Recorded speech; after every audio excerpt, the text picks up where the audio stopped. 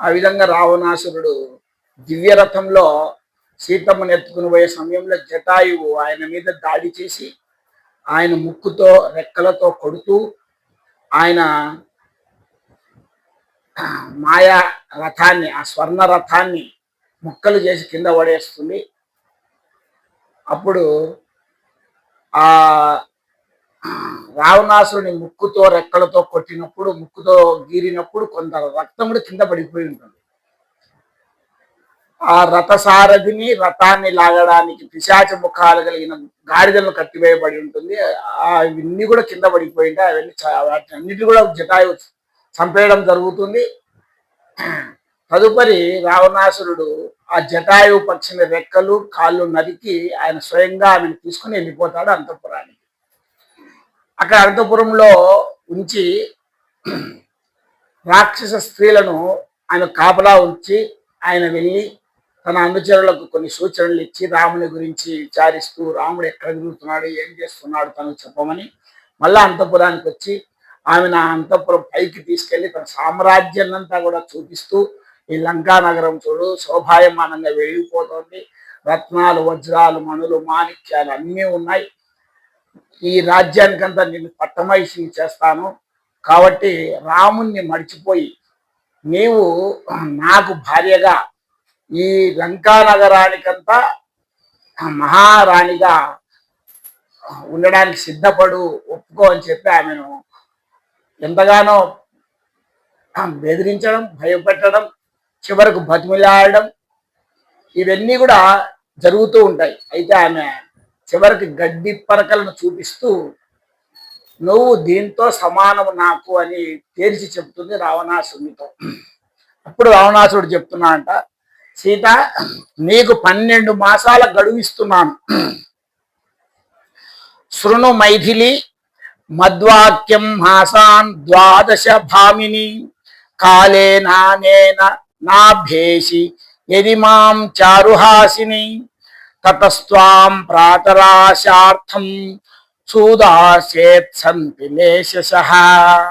వాటిని 12 మాసాల గడువిస్తాను, నీ మనసు పూర్తిగా మార్చుకోవాలి, రాముణ్ణి పూర్తిగా మర్చిపోవాలి, నీ బుద్ధి మార్చుకొని నీ అంత నువ్వు మహారాణిగా ఉండడానికి అనుమతిస్తే నువ్వు బ్రతికిపోతావు, లేదా నిన్ను తల నరికి సంహరించేస్తాను అని చెప్పి కఠినంగా మాట్లాడతారట. ఆ విధంగా నేను చంపి నిన్ను నాకు ఉపాహారంగా నాకు అందిస్తారు మా సేవకులు అని చెప్పి ఆమెను భయపెడతాడట రావణాసురుడు. అని చెప్పి ఆమె కూడా దానికి సమాధానంగా నువ్వు నాకు 12 మాసాలు గడువు ఇవ్వడం కాదు, నేనే నీకు 10 మాసాలు గడువిస్తాను, నీ చేసిన తప్పును తెలుసుకొని నన్ను నా రామునికి అప్పచెప్తే నువ్వు బతికిపోతావు, లేదంటే నీ వంశం అంతా కూడా క్షీణిస్తుంది, సర్వనాశనం అవుతుంది, ఏదైతే కాంచన లంకా అని చెప్పి మురిసిపోతున్నావో ఈ లంకా పట్టణం అంతా కూడా సర్వనాశనం అయిపోతుంది, బూడిద పాలవుతుంది అని చెప్పి ఆమె కూడా హెచ్చరించడం జరుగుతుంది. అప్పుడు ఆయన చాలా కోపిస్తే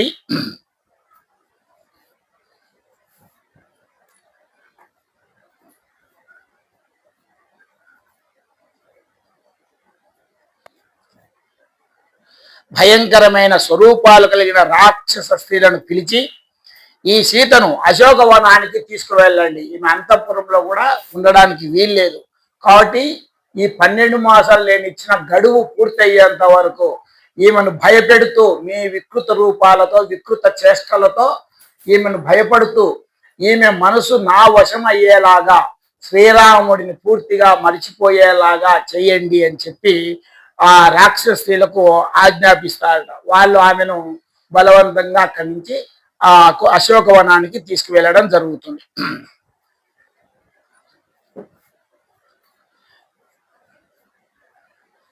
ఆమెకు అక్కడి సకల ఏర్పాట్లు చేయబడినా ఆమె అశోకవనంలో ఉన్నన్ని రోజులు రావణాసుడు పంపిన ఆహారం ఏ రోజు ముట్టేది కాదట సీతమ్మ. ఆమె ప్రత్యేకంగా ఇంద్రుడు కొద్ది పాయసాన్నాన్ని పంపించేవాడట, అది కూడా ఆమె భుజించకుండా నేల మీద పెట్టి రాముడు నా కోసం ఎక్కడ అన్వేషిస్తూ తిరుగుతున్నాడో, ఎన్ని ఇబ్బందులు పడుతున్నాడో, సమయానికి తింటున్నాడో లేదో అని రాముని మీద ఆపేక్షతో ఈ ఆహారం రామునికి అందుగాక అని చెప్పి ప్రార్థిస్తూ ఉండేదట ఆ సీతమ్మ తల్లి అక్కడ. ఆ వికృత నేత్రములు కలిగిన, వికృత స్వరూపాలు కలిగిన, కొమ్ములు కోరలు కలిగిన ఆ రాక్షస స్త్రీలందరూ ఆమె చుట్టూ చేరి ఆమెను భయపెడుతుంటే సీతమ్మ శోకమునకు గురై రాముని గురించి ఆలోచిస్తూ దుఃఖిస్తూ ఆ అశోకవనంలో ఆ శిశుంప అనే వృక్షం కింద ఎంతో బాధపడుతూ ఆమె రోజులు గడిపేస్తుందట. ఇక్కడ ఇలా ఉంటే అక్కడ శ్రీరాముడు ఆ మాయాలేడిగా ఉన్నటువంటి మారీచుని సంహరించిన తర్వాత ఆయన కూడా ఆ అరుపులు హా లక్ష్మణ హా సీత అన్న అరుపులతో ఇదేదో పెద్ద ఘోరం జరగబోతోంది. ఈ అరుపులు విన్నటువంటి సీత ఎంత భయపడిపోయిందో, లక్ష్మణుని ఎక్కడ పంపించేస్తుందో, లక్ష్మణుడు వచ్చేస్తే సీత ప్రమాదానికి గురై ఏ రాక్షసుని బారిన పడుతుందో, ప్రాణం కోల్పోతుందో, ఆ రాక్షసునికి ఆహారం అయిపోతుందో, ఈయన వివిధ ఆలోచనలన్నీ చేస్తూ ఉన్నాడట. వేగంగా ఆశ్రమానికి చేరుకోవడానికి వెలుదిరియాడట. అంతలోపల ఆయనకు దుర్నిమిత్తములు ఎదురవుతున్నాయి, దుశ్శకునాలు ఎదురవుతున్నాయి, నక్కలు అరుస్తున్నాయి, నక్కల అరుపులు వినపడుతున్నాయి. అయ్యో ఏదో కీడు జరగబోతుంది అని ఆలోచించి అయినా ఒక పక్క ధైర్యం, లక్ష్మణుడు ఉన్నాడు సీతకు రక్షణగా, కాబట్టి భయపడాల్సిన పని లేదు అనుకుంటూ ధైర్యంగా ముందు కదిలేటప్పటికీ లక్ష్మణుడు ఎదురయ్యాడు. లక్ష్మణుడు ఎదురుగా వచ్చాడు. పై ప్రాణం పైన పోయినంత పని అయిందంట రామునికి. ఆ దుశ్శకునాలు ఒక పక్క, ఆ మారీచుడు రాక్షసుడు అరిచిన అరుపులు, ఇవన్నీ చూసి అయ్యో సీతకు ఇప్పుడు ఎంత ప్రమాదం జరుగుతుంది, ఎలా రక్షించుకోవాలి సీతను అని చెప్పి లక్ష్మణుని ప్రశ్నిస్తాడట. లక్ష్మణ, నీకు నేను చెప్పిన విషయం ఏమి, నువ్వు చేసిన పనేమి, నేను సీతకు రక్షణగా ఉండు అంటే నువ్వు ఉండకుండా నా కోసం ఎలా వచ్చావు, ఎలా వస్తున్నావు నువ్వు అసలు అంటే లక్ష్మణుడు చెప్తాడు. పాపం ఆయన నా తప్పేమీ లేదన్నయ్య, నాకు తెలుసు ఇదంతా రాక్షస మాయ అని. హా లక్ష్మణ హా సీత అన్న వచ్చిన అరుపులు నీవి కావు అని నేను ఎప్పుడో గుర్తించాను. ఆ విషయం పదే పదే వదినమ్మకు చెప్పాను నేను, కానీ ఆమె దాన్ని ఆలకించలేదు. నీకేదో ప్రమాదము సంభవిస్తుందని, నీ మీదున్న అత్యంత ప్రేమ చేత నీకేదో ప్రమాదం వాటిల్లుతుంది అని చెప్పి భయపడిపోయి నన్ను అనరాని మాటలు అని నన్ను అనుమానించడం మొదలుపెట్టింది. నాతో పాటు భరతుడిని కూడా, భరతుడు నేను కలిసి ఏదో ఉపాయం పన్ని మీకు అపకారం చేయడానికి నీ వెంట వనవాసానికి వచ్చినట్లుగా కూడా ఆమె మాట్లాడడం జరిగింది. దానితో నేను రాక తప్పడం లేదన్నయ్య, ఇందులో నా తప్పేమీ లేదు అని చెప్పి ఆయన దుఃఖిస్తూ అన్నకు విషయం చెప్పాడట.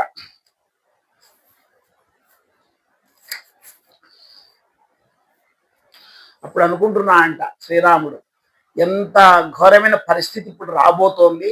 సీత అపహరణానికి గురైనా, ప్రాణం కోల్పోయినా, సీతకు ఏ అపాయము జరిగినా గాని అరణ్యవాసానికి తనను అనుగమించి తనతో పాటు వచ్చిన సీతను రక్షించుకోలేనటువంటి పరాక్రమహీనుడు రాముడని అందరూ నన్ను చెప్పుకుంటుంటే ఆ మాటలు విని నేను ఎలా బ్రతకగలను, ఎలా జీవించగలను, అసలు నేను ఇంకా ఆశ్రమానికి రావడానికి కూడా నాకు భయంగా ఉంది. ఒకవేళ ఆశ్రమానికి వచ్చి సీత జాడ లేకపోతే మాత్రం ఇంకా నేను బ్రతికి అనర్థము, నేను ఇంకా అయోధ్యలో అడుగుపెట్టే ప్రసక్తే లేదు. లక్ష్మణ, సీత జాడ లేకపోతే నువ్వు వెంటనే అయోధ్యకు వెళ్ళు, భరతుణ్ణి కలుసు, మీరిద్దరూ రాజ్యాన్ని పరిపాలించండి, నా గురించి మర్చిపోండి, నేను ఇక్కడ ఆత్మత్యాగం చేసుకుంటాను తప్ప నేను అయోధ్యకు రాలేను.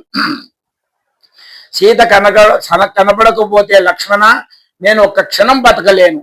ఏ సీత ఓదార్పు చేత 13 సంవత్సరములు అరణ్యవాసము ఎంతో సంతోషంగా ఒక్క క్షణంలాగా గడిపానో, ఆ సీత నా కంట పడనప్పుడు, ఆ సీతను నేను చూడలేనప్పుడు నాకు రాజ్యం అక్కర్లేదు, అంతఃపుర భోగాలు అక్కర్లేదు. కాబట్టి నువ్వు ఒక్కనివే అయోధ్యకు వెళ్ళవలసి ఉంటుంది. నా తల్లి కౌసల్యను జాగ్రత్తగా చూసుకో. అప్పుడే బాధ్యతలు భయపడిపోయాడు. ఆయనకు జరిగినటువంటి ఆ దుశ్శకునములు, ఆ రాక్షస మాయ ఇదంతా కూడా నన్ను దారి తప్పించడం, లక్ష్మణుడు రావడం, కాబట్టి ఖచ్చితంగా సీతకు ఏదో ఒక అపకారం జరిగి ఉంటుంది అని చెప్పి నిశ్చయించుకొని ఈ బాధ్యతలను కూడా ఆయన చెప్పేస్తున్నాడు లక్ష్మణుడితో. నేను అదే అయోధ్యకే రాగలిగితే, నేను వస్తే సీత తండ్రి గారైన జనక మహారాజు వచ్చి, రామ నేను కన్యాదానం చేస్తే ధర్మంలోను అర్థంలోను నా కుమార్తెను వదిలిపెట్టవద్దని ప్రమాణం చేసి అప్పచెప్తే, ఈరోజు నా బిడ్డను వదిలేసి అరణ్యం పాలు చేసి నువ్వు ఒక్కని రాజ్యానికి వచ్చావా అని అడిగితే నేను ఆయనకి ఏ సమాధానం చెప్పుకోను. కాబట్టి నేను ఇంకా ఎవరికి నా ముఖము చూపించే ప్రసక్తే లేదు అని రాముడు తాను ఒక విష్ణు అవతారము అని మర్చిపోయి కేవలం ఒక మానవునిగా భార్యను కోల్పోతే భర్త ఎలా బాధపడిపోతాడో, భార్యను ఎవరైనా అపహరిస్తే ఎంత కుమిలిపోతాడో ఆ విధంగా ఒక మానవునిగా ఆయన బాధపడిపోతున్నాడట.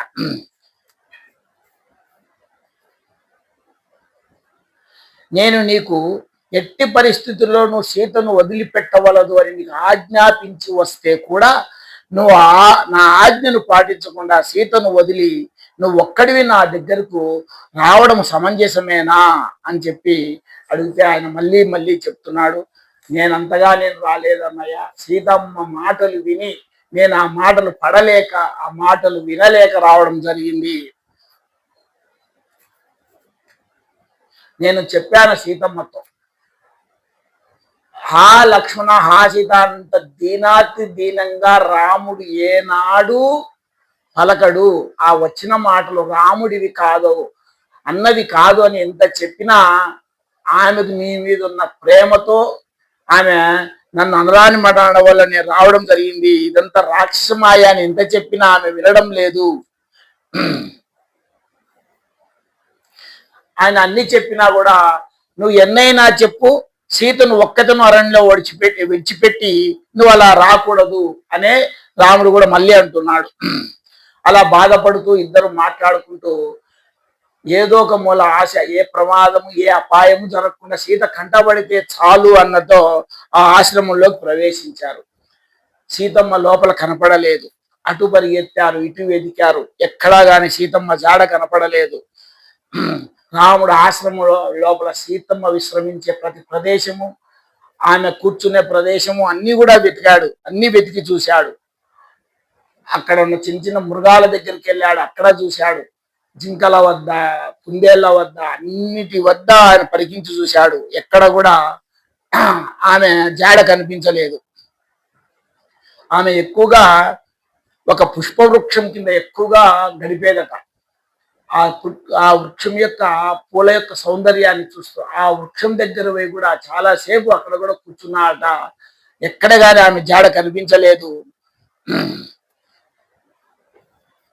ఆ వనదేవతను, ఆ చెట్లను అన్నిటిని ప్రార్థిస్తున్నాడు. మృగాలారా, వృక్షాలారా, నా సీతకి ఏమైంది, సీత ఎక్కడికి వెళ్ళింది, ఏ రాక్షసుడు వచ్చి సీతమ్మను చంపాడు, తినేశాడా, ఏం చేశాడు చెప్పండి అని చెప్పి బ్రతిమలాడుతూ దుఃఖిస్తూ కనపడ్డ ప్రతి మృగాన్ని ప్రతి వృక్షాన్ని అడుగుతున్నాడట శ్రీరాముడు. ఆ విధంగా లక్ష్మణుడు రాముని ఓదారుస్తూ, అన్నయ్య ఎందుకు మీరు చింతిస్తున్నారు, వదిన గారు ఏమన్నా స్నానానికి నదీ తీరానికి వెళ్ళిందేమో నేను గమనించి వస్తాను అని చెప్పి ఆయన గోదావరి నదీ తీరం వరకు వెళ్ళి అక్కడ వదిన వదిన అని చెప్పి అరిచి ఎక్కడగా ఆమె జాడ కానరాక తిరిగి మళ్ళా రాముని వద్దకు వచ్చి, అన్నయ్య గోదావరి తీరం వెంబడి కూడా వదిన జాడ లేదు, ఎక్కడా కనిపించలేదు అని చెప్తాడు.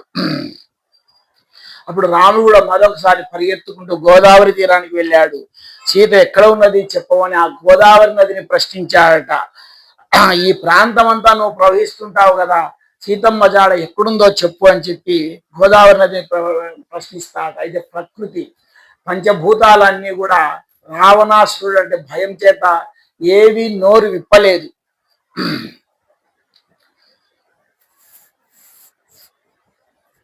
ఆ పంచభూతాలన్నీ కోరాయట నదిని, నువ్వు నదీమ తల్లివి కదా, నువ్వు చెప్పేసేయి ఏం జరిగిందో రామునికి అవి కోరుతున్నాయట. రావణుని దుష్ట చేష్టితములు వాని భయంకరమైన స్వరూపము వాడు చేసే పనులు జ్ఞాపకమునకు వచ్చి గోదావరి నది కూడా నోరు విప్పలేదు, ఏమీ మాట్లాడలేదు. రాముడు సీతను గురించి తనకు కనిపించిన అన్ని మృగాలను అడుగుతున్నాడట. రాముని శోకాన్ని చూడలేకపోతున్నాయి ఆ మృగాలు. ఆ మృగాలకు తెలుసు, చూశాయి, చెప్పాలంటే వాటికి నోరు లేదు, నోరుతో చెప్పలేవు. కాబట్టి అవేం చేస్తున్నాయంటే తల పైకెత్తి దక్షిణ దిక్కుకు పరిగెడతాయట, ఆగుతాయట, మళ్ళా పోతాయట, ఎలిక్కు చూస్తాయట ఆ జంతువులన్నీ. అంటే లక్ష్మణుడు గ్రహించాడు, ఈ రాముడు సీత లేదన్న బాధతో ఆయనకు ఏమీ పని చేయడం, అసలు ఏ ఆలోచన రావడం లే. లక్ష్మణుడు గమనించి, అన్నయ్య మృగాలు మనకి ఏదో దారి చూపుతున్నాయి, ఏదో చెప్పాలని ప్రయత్నం చేస్తూ నోరు లేక వాటి ప్రవర్తనతో మనకు తెలియజేస్తున్నాయి. దక్షిణం వైపు వెళ్తున్నాయి, ఆగుతున్నాయి, వెనక్కు చూస్తున్నాయి, తల పైకెత్తి చూస్తున్నాయి. అంటే ఎవరో రాక్షసుడు సీతను అపహరించి దక్షిణ దిశకు ఆకాశ మార్గాన్ని వెళ్ళినట్లున్నాడు అని చెప్పి లక్ష్మణుడు తన వివేకంతో ఆలోచించి చెప్పడం జరిగిందట. కాబట్టి ఆ మృగాల వెంట వెడదాం, సీతమ్మ జాడ తెలుస్తుందేమో అని చెప్పి రాముని పిలుచుకొని ఆ మృగాలు దక్షిణ దిక్కుకు వెళ్తూ ఉంటే వాళ్ళిద్దరు కూడా సీతమ్మను వెతుకుతూ ఆ దక్షిణ దిశకు బయలుదేరారట. అలా కొంత దూరం వెళ్ళేటప్పటికి సీతమ్మకి ఈయన ఉదయమే ఆ మాయాలేడి కనిపించక ముందే ఆమెకు ఇష్టమైన పూల చెట్టు అన్నాం కదా, ఆ పూల చెట్టు యొక్క పూలతో ఆమె పూలమాల అల్లుకుంటే దాన్ని స్వయంగా శ్రీరాముడు సీతమ్మ జడలో అలంకరింపజేశాడట. ఆ పూలమాల కనపడింది అక్కడ. ఫస్ట్ వాళ్ళకు దొరికిన జాడ అదే. అభిజానామి పుష్పాని తాని మానీహ లక్ష్మణ పినద్ధానీహ వైదేహ్య మయా దత్తాని కాననే. ఉదయం నేను ఎప్పుడైతే ఆమెకు అలంకరించానో ఆ పుష్పమాల ఇదే లక్ష్మణ, ఇది మీ వదిన ధరించిన పూలమాలనే అని చెప్పి శ్రీరాముడు దాన్ని గుర్తించాడట. కాబట్టి ఎవడో రాక్షసుడు వచ్చి మీ వదినను చంపేసి భక్షించిపోయినట్లుంది, అయ్యో నాకు సీత కనపడదా అని చెప్పి బాధపడుతున్నాడట. చూడు అక్కడే ఎంబడే కొన్ని ఆభరణాలు కనపడినాయి, ఇక్కడ భూషణములన్నీ కింద పడిపోయి ఉన్నాయి, రక్త బిందువులు కూడా కనపడుతున్నాయి. ఆ రక్తము ఆ జటాయువు రావణంతో చేసిన యుద్ధంలో పడిన రక్తం, ఆ రక్తాన్ని కూడా కనపడింది. అది వీళ్ళు సీత రక్తంగా భ్రమించిపోతున్నారు, అయ్యో రక్తం కూడా కనపడుతుంది అని చెప్పి అని ఆలోచిస్తూ ఇంకొంచెం ముందుకు వెళ్ళారు. అక్కడ ముక్తామణిమయం ఛేదం తపనీయ విభూషితం ధరణ్యాం పతితం సౌమ్య కస్య భగ్నం మహద్ధను తరుణాదిత్య సంకాశం వైడూర్య గులికాచితం విశీర్ణం పతితౌ భూమౌ కవచం కస్య కాంచనం. ఇంకా వాళ్ళు పోయినప్పుడు ఆ జటాయువుకు రావణాసురునికి యుద్ధం జరుగుతున్నప్పుడు ఆ జటాయువు రెక్కలతో కొట్టడంతో ఆ రథము విరిగి ముక్కలైపోయింది. సువర్ణ రథం అంతా కూడా ముక్కలు ముక్కలుగా కింద పడిపోయింది. రథ సారథి చనిపోయి కనపడినాడు. ఆ రథాన్ని లాగడానికి ఉన్నటువంటి పిశాచ ముఖాలు గలబడిన గార్ధబములు అంటే గాడిదలు కూడా అక్కడే చనిపోయి పడి ఉన్నాయి. అవన్నీ కనిపించాయి.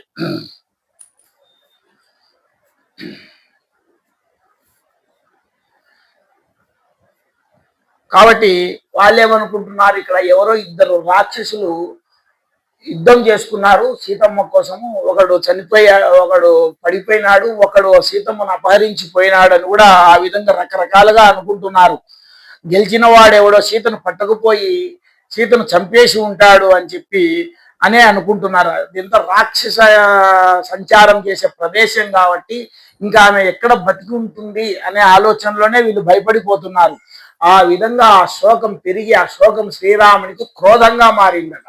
ఆ దుఃఖము ఎప్పుడైతే సీతమ్మను ఇక్కడ పూర్తి అపహరించిపోయినారో ఆమె చంపేసినారో అని చెప్పి ఆ దుఃఖము కాస్త క్రోధంగా మారిపోయింది.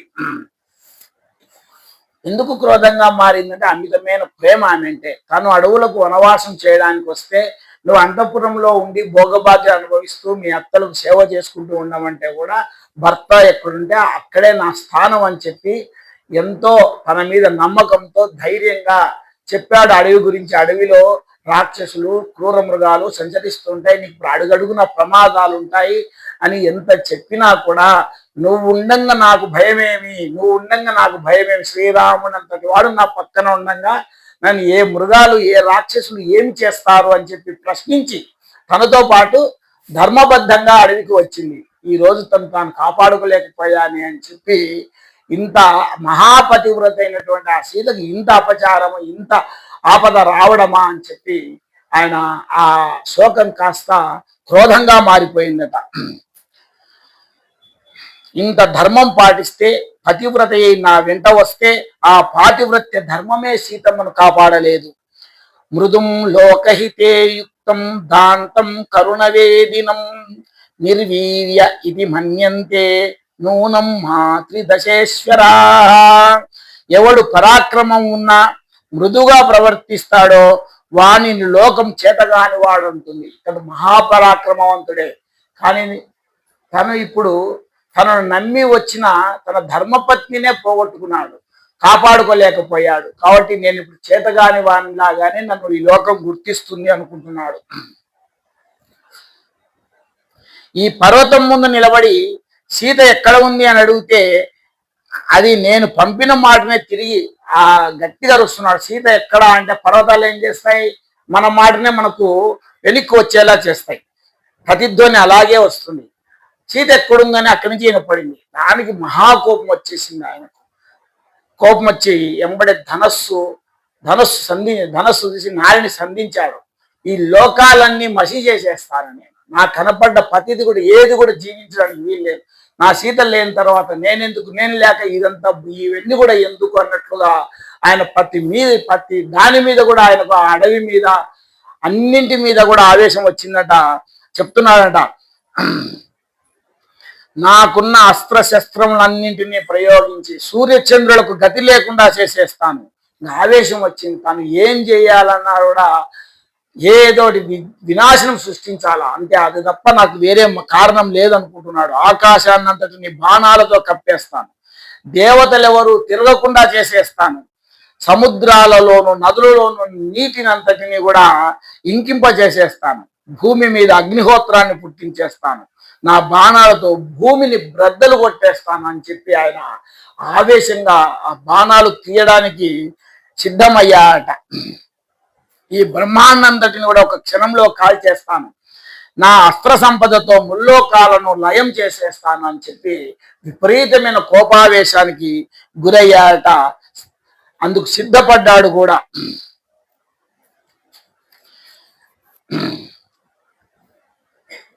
యథా జరా యథా మృత్యుర్యథా కాలో యథా విధి నిత్యం న ప్రతిహన్యంతే సర్వభూతేషు లక్ష్మణ తదాహం క్రోధ సంయుక్తో అనివార్యోస్మి సర్వదా.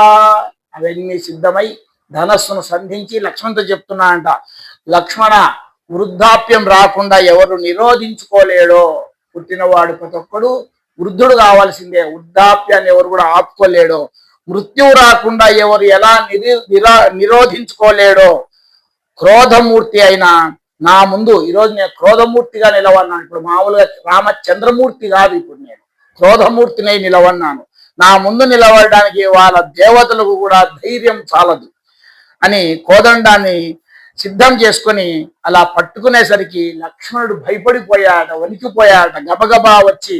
ఎందుకంటే రాముడు మహాపరాక్రమవంతుడు, ఆయనకు ఆవేశము కోపం వస్తే ఇంకా ఆయన అనుకున్నది సాధించడానికి ప్రయత్నం చేస్తాడు. అప్పుడు లోకాలన్నీ కూడా ఇబ్బంది పడతాయని చెప్పి ఆయన భయపడిపోయాయి. గబగబా వచ్చి అంగలి కట్టించి రాముని ముందు మోకరిల్లి చెప్తున్నాడు అన్నతో, అన్నయ్య నువ్వు సర్వభూత హితేరతుడవు, సర్వభూతములకు మంచి చేయాలని సంకల్పించేవాడవు. అటువంటి వాడివి నువ్వే క్రోధమునకు వశమైపోయి 3 లోకములను కాల్చేస్తే, నాశనం చేసేస్తే ఇంకా లోకంలో శాంతి అన్న మాటకు అర్థం ఎలా ఉంటుంది? వయసుకు తమ్ముడు, అన్నకి ఏ రోజు ఇన్ని మాటలు చెప్పడానికి అసలు ధైర్యం చేయడు, కానీ ఇప్పుడు చెప్పాల్సిన పరిస్థితి వస్తోంది అన్నకు. లేదంటే అన్న కోపావేశాన్ని చూసి ఆయన సీత దూరం అవడంతో ఆయన ఏం చేస్తాడో అని చెప్పి భయపడిపోయి అన్నకే సలహాలు ఇస్తున్నాడు. ఎవడో ఒక దుర్మార్గుడు, ఒక రాక్షసుడు తప్పు చేశాడని వాడిని నిగ్రహించడం మానేసి అంటే వాణ్ణి మనం కనుక్కొని వాణ్ణి శిక్షించాలి. మనకు అన్యాయం జరిగింది ఒక రాక్షసుని వల్ల అనుకుంటున్నాం కాబట్టి ఆ రాక్షసుని మనం నిగ్రహించాలి.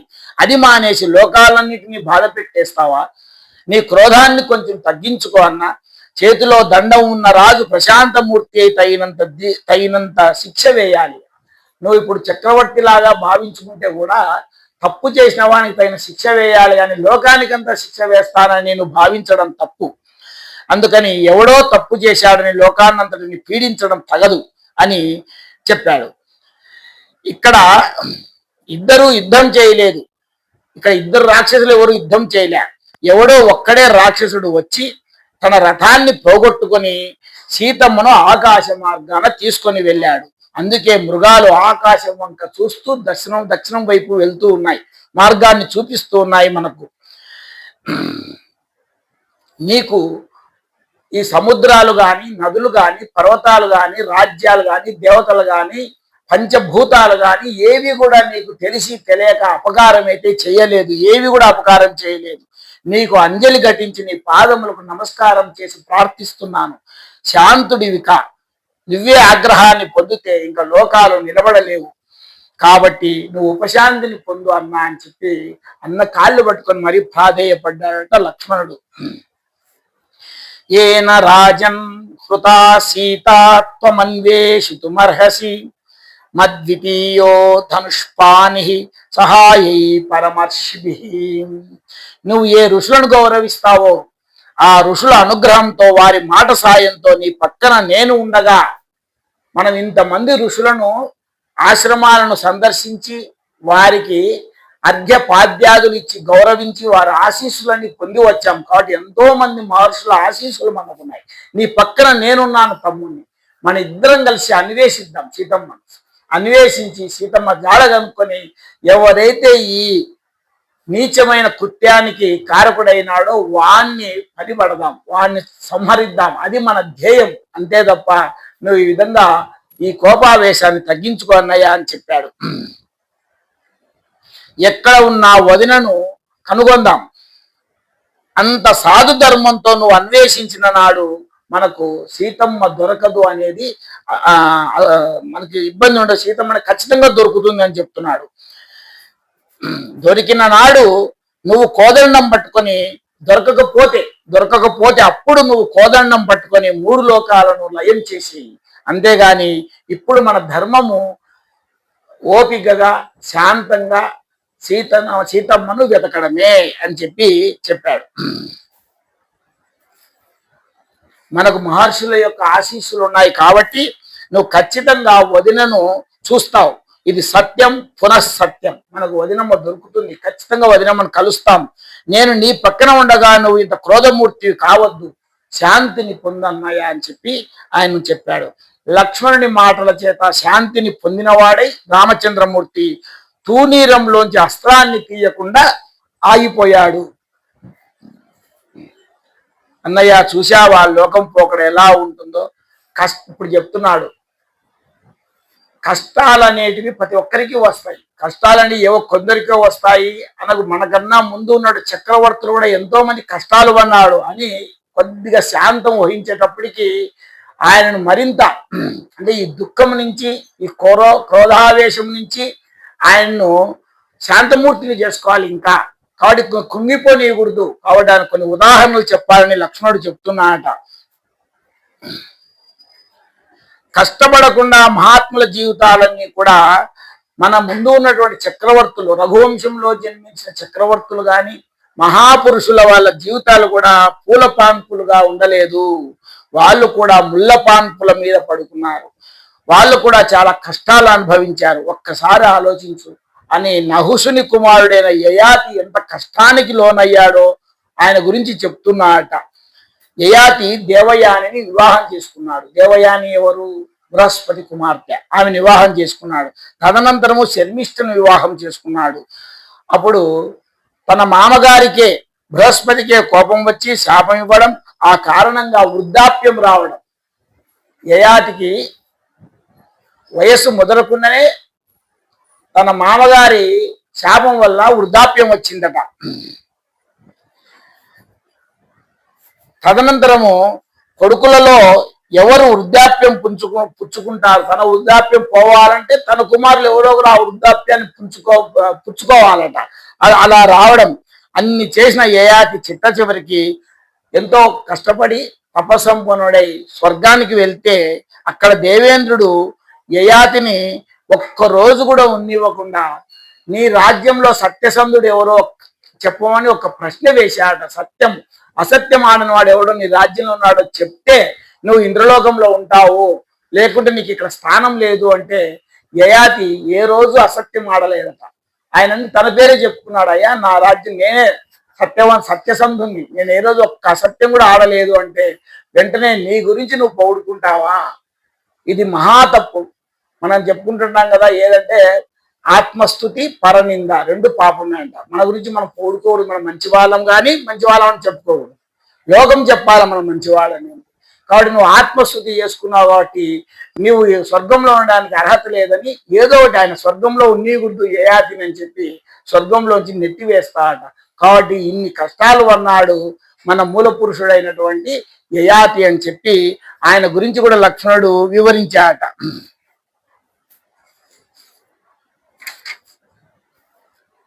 అలాగే మన గురువు గారైన వశిష్ఠ మహర్షి కూడా ఎన్నో కష్టాలు అన్నాడు. ఆయనకు 100 మంది పుత్రులు ఒకే ముహూర్తంలో జన్మించారట వశిష్ఠ మహర్షి. వాళ్ళని చక్కగా పెంచుకున్నాడు, ఆయనకు యజ్ఞయాగాది క్రతువులన్నీ కూడా నేర్పించుకున్నాడు. కానీ ఒకనాడు విశ్వామిత్రునితో వైరంతో తండ్రి మాట విన్న కారణంగా, వశిష్ఠుని మాట విన్న కారణంగా ఆ విశ్వామిత్రుని యొక్క కోపావేశానికి గురై వశిష్ఠుని యొక్క 100 మంది కుమారులు కూడా మరణించేస్తారట. కాబట్టి ఆ కడుపు శోకం ఆయన ఎంత అనుభవించాడన్నాయ అని చెప్పి వశిష్ఠుని యొక్క చరిత్రను కూడా చెప్పాడట లక్ష్మణుడు. ఈ విధంగా ఎన్నో ఆయన ఓదార్చడానికి ఆయనను సీతమ్మ కనపడని దుఃఖాన్ని మర్చిపోయి సీతాన్వేషణకు సిద్ధం చేయడానికి లక్ష్మణుడు ఈ విధంగా ఆయనతో మాట్లాడుతూ ఉన్నాడు. కాబట్టి చెప్తున్నాడు, యాచేయం జగతాం మాత దేవీ లోక నమస్కృత అస్యాచ్చ చలనం భూమే దృశ్యతే సత్య సంశ్రవా. మనం రోజు కంటితో చూస్తున్నాం, ఎదురుగుండా సూర్యుడున్నాడు, చంద్రుడున్నాడు, నడుస్తున్న భూమి ఉన్నది. ఈ భూమి మహా ఓర్పు కలిగి ఉన్నది. అయినప్పటికీ కూడా ఎందరో పాపాలు చేయకూడని పాపాలు చేస్తూ ఆ పాప భారాన్ని ఈ భూదేవి మోయలేకపోతూ అప్పుడప్పుడు భూమి కూడా కంపిస్తుంటుందట. అంటే ఈ పాపాల భారాన్ని తట్టుకోలేక ఆమె ఎంతో ఓర్పు వహించి ఉన్నప్పటికీ కూడా ఈ పాప భారం చేత భూకంపాలు అనే ప్రకృతి వైపరీత్యాలు వస్తున్నాయి. కాబట్టి అంత భూమాతనే కష్టాలు పడుతూ ఉంది. అయినప్పటికీ ఎప్పుడో ఒకసారి కదులుతుంది, భూకంపాలు వస్తున్నాయి. కాబట్టి ఎంత ఓర్పుతో ఇన్ని పాపాలు భరిస్తుందో చూడన్నయ్యా అని చెప్పి ఆ భూదేవి గురించి కూడా వివరించాడట లక్ష్మణుడు. ఇంత ఓర్పు కలిగిన భూమికి కూడా కష్టం వస్తోంది కదా అన్నయ్య అని చెప్పాడట. కాబట్టి ఈ విధంగా అనేక ఉదాహరణలు చెప్తూ ఈయన ఆ రాముణ్ణి సీతాన్వేషణకు సిద్ధం చేస్తూ ఉన్నాడు. కాబట్టి మనమేమో అంతా పుణ్యమే చేశాము, ఇన్ని ఆశ్రమాలు సందర్శించాము, ఇన్ని మునిపుంగవుల మహర్షుల ఆశీస్సులు పొందామని మనం అనుకుంటున్నాం. కానీ మనం కూడా ఏదో పాపము చేసి ఉంటాం. ఆ పాపమే మనకి ఈరోజు ఈ దుఃఖాన్ని మనకు కలిగిస్తూ ఉంది. కాబట్టి దుఃఖము మనకు కలిగిందంటే మన పాపము ఈ దుఃఖ రూపంలో మనం అనుభవిస్తున్నాము. కాబట్టి చేసిన పాపానికి కూడా కాలస్వరూపంలోనే ఫలితాన్ని ఇవ్వాలి. అందుచేత మన మనస్సుకు దుఃఖము కలిగేలా మన పాపమే మనకు ఈరోజు దుఃఖంగా మారిపోయింది అని చెప్పి మళ్ళా చెప్తున్నాడు. ఎందుకంటే ఎంత చెప్తున్నా ఆయనేమో అన్నయ్య, ఈయనేమో తమ్ముడు. కాబట్టి ఆయనకు ఏమీ తెలియక ఈయన అన్ని చెప్తున్నట్లుగా ఎక్కడ భావిస్తాడో అన్నట్లుగా, అన్నయ్య నువ్వు మహాజ్ఞానివి, కానీ ఈవేళ నిప్పును ధూళి కప్పినట్లుగా నీలో ఉన్న జ్ఞానాన్ని నీకు వచ్చినటువంటి శోకం కప్పివేసింది. ఇవన్నీ నీకు తెలియక కాదు, నేను చెప్పిన ప్రతి విషయం నీకు తెలుసు, నీకు అంత జ్ఞానవంతుడివే. కాకపోతే ఈ రోజు నీకున్న పరిస్థితి నువ్వు చాలా శోకంలో మునిగి ఉన్నావు. కాబట్టి ఆ దుఃఖంలో నువ్వు ఎలా ప్రవర్తించాలో తెలియక నీవు క్రోధావేశంతో ప్రవర్తిస్తున్నావు.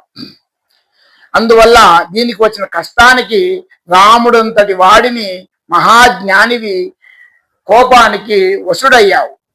నువ్వు సహజంగా నిప్పు లాంటి వాడివి, నీకు చాలా జ్ఞానం ఉంది. నీకు నేను బోధ చేయగల వాడను కాను. నేను నీ చేత చెప్పించుకునేవాడిని కానీ నీకు చెప్పేంత వాడిని కాదు. నీకు ఈవేళ కప్పిన శోకాన్ని ఒక్కసారి తీసివేయడానికి ప్రయత్నిస్తున్నాను. నువ్వు జ్ఞానవంతుడి కాకపోతే నీ శోకము దాన్ని కప్పివేసింది కాబట్టి ఆ శోకాన్ని తగ్గించడానికి నేను ప్రయత్నం చేస్తున్నాను అని చెప్పి ఆయన రామునికి వివరించాడట. రామచంద్రమూర్తి చిన్ననా పెద్ద కాదు, ఎవరైనా ఏదైనా చెప్తే దాంట్లో ఉన్న సారాన్ని గ్రహిస్తాడు. ఈరోజు నాకు తమ్ముడు కొందరైతే ఈ ఉన్న దుఃఖంలో తమ్ముడు ఇన్ని మాటలు మాట్లాడితే ఎవరు సహించరు. నువ్వు నాకు నీతులు చెప్పేవాడివా, బుద్ధులు చెప్పేవాడివా అని ఆవేశం వస్తుంది. కానీ రాముడు అలాగా సారగ్రాహి. ఎవరైనా నేను చెప్పినా శ్రద్ధగా వింటాడు, దాంట్లో మంచి ఉంటే ఆ సారాన్ని గ్రహించే గుణం ఉన్నటువంటి శ్రీరాముడు ఆయన చెప్పిన మాటలన్నీ కూడా విని దాంట్లో సారాన్ని గ్రహించిన వాడై అవగాహన చేసుకొని తాను సీతాన్వేషణకు బయలుదేరడానికి సిద్ధపడ్డాడు. తదుపరి లక్ష్మణునితో, తమ్ముడా, నువ్వు చెప్పిన మాటలన్నీ కూడా యథార్థం. ఈవేళ సీత నా కంటికి కనపడకపోతే, నన్ను అనుగమించి నన్ను అనుసరించి వచ్చినటువంటి సీత లేకపోతే నేను బ్రతకలేను. ఇది యథార్థం. అది కూడా నలుడు లక్షణమే. ఎందుకంటే తనను నమ్మి అరణ్యవాసానికి వచ్చింది, ఎంతో ధైర్యంతో వచ్చింది. నువ్వు ఉండగా నాకేమి అన్యాయం జరుగుతుంది, నాకేమి ఆపద సంభవిస్తుంది, అంత ధైర్యం నమ్మింది భర్తను. కాబట్టి ఈరోజు నేను ఆ మాట మీద నిలబడలేకపోయి నేను రక్షణ ఇవ్వలేకపోయాను. ఆ మాయా లేడీ అని తెలిసి కూడా నేను నచ్చ చెప్పక దాని వెంట నేను పరిగెత్తిపోవాల్సి వచ్చింది. కాబట్టి ఇదంతా కూడా నాదే పొరపాటు, నేనే రక్షించుకోలేకపోయినాను. కాబట్టి నేను ఇంత శోకం బాధపడుతున్నాను అని చెప్పాడు. కాబట్టి ఇప్పుడు మన ధర్మం సీతను వెతుకుదాం. కాబట్టి లక్ష్మణుడు చెప్పింది ఈయన అంగీకరించాడు. ఈ పర్వత శ్రేణులలో, ఈ కొండలలో ఎన్నో గుహాలు, ఎన్నో లతాగృహాలు, ఎన్నో పొదలు ఉన్నాయి. ఎక్కడైనా సీత ఉంటుందేమో వెతుకుదాము అని చెప్పి రాముడు లక్ష్మణుడితో అన్నాడట. అలా రామ లక్ష్మణుడు ఇద్దరు ముందుకు నడిచి వెతుకుతూ దక్షిణ దిశగా బయలుదేరుతూ ఉన్నారట. అలా కొద్ది దూరం వెళ్ళేటప్పటికి జటాయువు కనపడింది. యుద్ధం చేసి పడిపోయింది కదా, రెక్కలు తెగి కాళ్ళు తెగి కింద పడిపోయిన జటాయువు కనపడింది. ఈ రామునికి ఎంత కూడా చాలా శోకం కప్పి ఉంది అని చెప్పినప్పుడు జ్ఞానానికి శోకం కప్పి ఉంది కాబట్టి తను తెచ్చిన జటాయువు కూడా దశరథునికి మిత్రుడని చెప్పుకున్నాడు. అదంతా కూడా రాక్షసమాయేనేమో, ఈ జటాయువే రాక్షసుడేమో, ఈ జటాయువే తన సీతను చంపి భక్షించేసిందేమో అన్న కోపంతో ఆ జటాయువును చూస్తూనే దాని స్థితి ఏముందని కూడా చూడలే. ఎమ్మడ ధనస్సు బాణం తీసుకొని దాన్ని సంహరించడానికి పరిగెత్తుతూ వెళ్ళాట జటాయువు దగ్గరికి. ఆ జటాయువు కొన ఊపిరిలో ఉంది అది జటాయువు. ఈ రామునికి ఆ సీతమ్మ విషయం చెప్పడానికి ఎవరు ఎత్తుకుపోయింది చెప్పాలి కదా, దాంతో బలవంతంగా ప్రాణాలు నిగ్రహించుకొని ఉంది ఆ జటాయువు. కానీ రాముడు తన వైపు ఆ ధనస్సు సంధించి వచ్చేటప్పటికి భయపడిపోయిందట.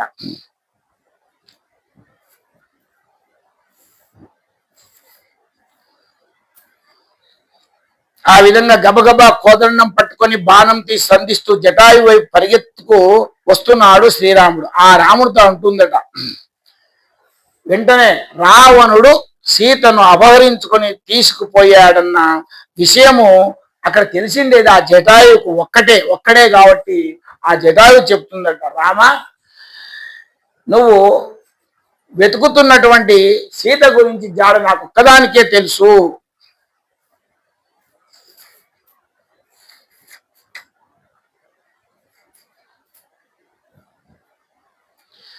నువ్వు ఈ మహారణ్యంలో సీతమ్మని వెతుకుతూ తిరుగుతున్నావు. ఆ సీతమ్మని నా ప్రాణాలని ఆ సీతమ్మను పట్టుకుపోయిన వాడు రావణాసురుడు అని చెప్పాడు. ఆయన పరిగెత్తుకుంటూ వస్తుంటే తిననే చంపడానికి ఇంకా చెప్పాడు, నువ్వు సీతమ్మ వెతుకుతూ వస్తున్నావు, నేను కాదు ఆమెను నేనేమైనా సంహరించానని అనుకుంటున్నావేమో శ్రీరామ, నా ప్రాణాలను సీతమ్మను కూడా రావణాసురుడు రాక్షసుడు ఎత్తుకుపోయాడు అని చెప్పాడట. లక్ష్మణుడు లేని సమయంలో రావణాసురుడు సీతమ్మ తల్లిని అపహరించి తీసుకొని వెళ్ళిపోయాడు చెప్తున్నాడు. త్వయా విరహితా దేవి లక్ష్మణేన చ రాఘవ హ్రియమానా మయా దృష్టా రావణేన బలీయసా. కాబట్టి మీరిద్దరూ లేని సమయం చూసి రావణుడు వచ్చి ఆమెను అపహరించాడయ్యా. ఆ అపహరించే సమయంలో నేను వృద్ధుడనైనా కూడా పోరాడాను, సీతమ్మను రక్షించాలని ఎంతో సాయశక్తులా ప్రయత్నం చేశాను. అతని రథాన్ని తునాతునకలు చేశాను, సారథిని సంహరించాను, దాన్ని లాగే గార్ధవాలను సంహరించాను. కానీ ఆ రావణ్ణి ప్రతాపం ముందు నేను తాళలేకపోయాను. నా రెక్కలు, నా కాళ్ళు ఆయన తెగ నరికాడు, దాంతో కుప్పకూలిపోయాను అని జరిగిందంతా కూడా ఆయనకు రామునికి చెప్పాడు. రామ, నేను చనిపోయే స్థితిలో ఉన్నాను, మళ్ళా నువ్వు బాణంతో నన్ను ఎందుకు చంపేస్తావు అని ఆ జటాయువు రాముని చెప్పేటప్పటికి రామచంద్రుడు చెలించిపోయాడట. అయ్యో, నేను ఆవేశం, నాకు ఇంకా ఆ క్రోధం అనేది నాలో ఇంకా పోలేదే, నా సీతను రక్షించడానికి ఈ వయసులో కూడా ఇంత కష్టపడిన జటాయువునే చంపడానికి నేను ప్రయత్నించాను, ఎంత మహాపాపిని నేను అని చెప్పి చాలా బాధపడిపోయాట. కాబట్టి కోదండంతో ఉన్నవాడు కోదండంతోటే వెళ్ళి జటాయువును గట్టిగా కౌగలించుకొని దుఃఖించాట శ్రీరాముడు. అలా దుఃఖించేటప్పుడు చేతిలోని కోదండం కింద పడిపోయింది. లక్ష్మణుడు కూడా విశేషంగా దుఃఖించాట జరిగిందంతా తెలుసుకొని. అయితే ఒక విషయం తెలిసిపోయింది, మొత్తం మీద ఆయన రావణాసురుడు అనే రాక్షసుడు అపహరించాడు, ఈ జటాయువు ఎంతో ప్రయత్నించింది కానీ సఫలీకృతం కాలేకపోయింది అని చెప్పి గ్రహించారు. ఎంబడే శ్రీరాముడు లక్ష్మణుడి వంక చూసి చెప్తున్నాడు, తమ్ముడా, నేను పెద్దవానిగా పుట్టాను, రావలసిన రాజ్యం రాకుండా పోయింది, అరణ్యానికి వచ్చాను, దండకారణ్యంలో పాదరక్షలు లేకుండా కూడా మనము అడవిలో తిరిగాను, కట్టుకున్న భార్య నా సహధర్మచారిని మహాప్రతివ్రత అయినటువంటి సీతను చూసి ఇన్ని రోజులు ఈ కష్టాలన్నీ కూడా భరించాను. అలాంటిది ఆమెను కూడా ఈవేళ రాక్షసుడు ఎత్తుకుపోయాడు. ఈ అరణ్యంలో నేను నమ్మిన ఒకే ఒక స్నేహితుడు జటాయువు, ఈవేళ ఆయన కూడా మరణించాడు. నిజంగా ఈవేళ నేను పొందుతున్న కష్టానికి, దుఃఖానికి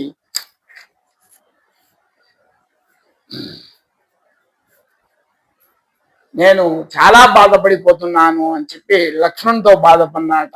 నిజంగా రామునికి వచ్చిన కష్టం ఎంతటిదో చూడండి.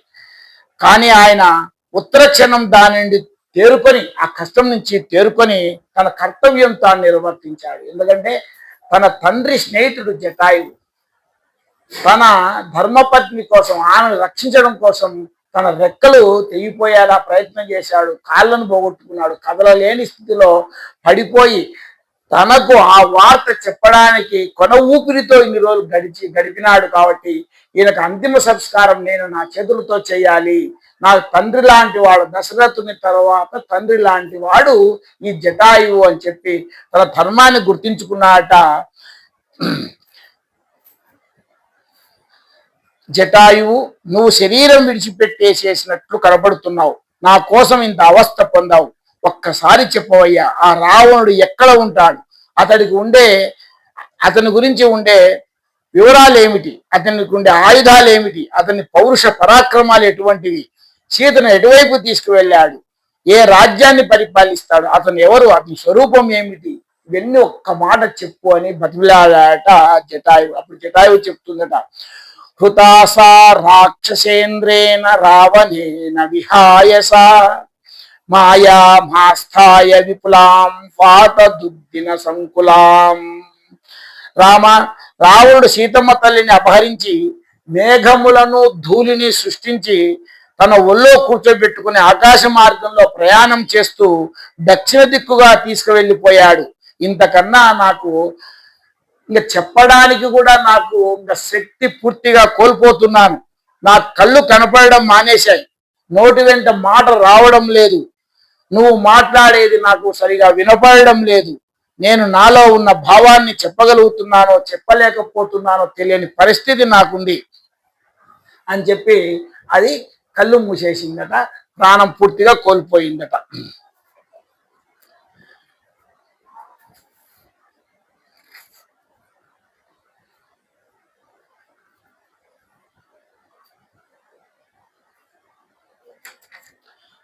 కాబట్టి లక్ష్మణుడు చెప్తున్నా, శ్రీమంతుడైన మన తండ్రి దశరథ మహారాజు ఎలా గౌరవించదగిన వాడో, ఆ తండ్రికి స్నేహితుడై తండ్రి అంతటి వాడై ఉన్నటువంటి ఈ జటాయుని కూడా మనం అలా గౌరవించాలి. వృద్ధాప్యంలో కూడా సీతను కాపాడడం కోసం ఆయన ప్రాణత్యాగం చేశాడు. ఈ జటాయువుకు దశరథ మహారాజుకు ఎక్కడా తేడా లేదు. వృద్ధుడైన ఆ దశరథుడు ఈ సమయంలో ఉన్నా ఇలాగే పడిపోయి ఉండేవాడు కదా. ధర్మం చేత దశరథునికి జటాయువుకి తేడా లేదు. అంటే ఆ వృద్ధాప్యంలో ఉన్న సీత తన కోడలు లాంటిది అని చెప్పి ఆమెను రక్షించడానికి తన ప్రాణాలు సైతం, దశరథుడున్నా అదే పని చేసేవాడు, ఆ పనిని జటాయువు చేశాడు. కాబట్టి ఆయనకు ఈయనకు తేడా లేదు. అందుచేత నేను ఆనాడు నా తండ్రికి ఆయన చేయలేకపోయాడు, ఆయన లేడు ఆ సమయంలో, కాబట్టి ఆ అదృష్టం నాకు ఇప్పుడు దక్కింది. కాబట్టి నా చేతుల మీద ఆయనకు ఆ కర్మకాండంతా చేస్తాను అని చెప్పి అరణ్యంలోకి వెళ్ళి ఎండుకర్రలు తీసుకురమ్మని లక్ష్మణునికి ఆజ్ఞాపించడం. ఆ విధంగా ఎండు పుల్లలని సేకరించి తెచ్చిన తర్వాత చితి ఏర్పాటు చేసి ఆ విధంగా ఆ కర్మకాండంతా కూడా రాముడు స్వయంగా జటాయుకు చేయడం జరిగింది. అలా ఎవరు పెడతారు? ఎవరైనా కొడుకులే చేస్తారు. అంతా కూడా అంత్యేష్టి సంస్కారం చేసేటప్పుడు కొడుకులు తండ్రి శవాన్ని తీసుకుని చితి మీద పెడతారు. కాబట్టి ఆ విధంగా ఈ రామలక్ష్మణుడు ఇద్దరు కూడా జటాయువుకు కొడుకులుగా మారి ఆ అంత్యేష్టి సంస్కారం అంతా కూడా చేశారట. అదంతా అయిన తర్వాత రామలక్ష్మణుడు ఇద్దరు మళ్ళా గోదావరి తీరానికి వెళ్ళి అక్కడ స్నానం చేసి అక్కడ ఇంకా ఉదక క్రియలు సంబంధించిన తర్పణాలు అవన్నీ కూడా చేసిన వారై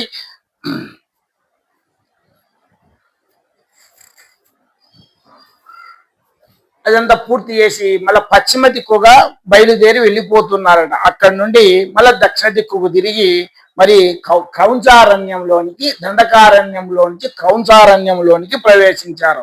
ఆ క్రౌంచారణ్యము మహాభయంకరంగా ఉందట. ఎక్కడ చూసినా లతలు, తీగలు,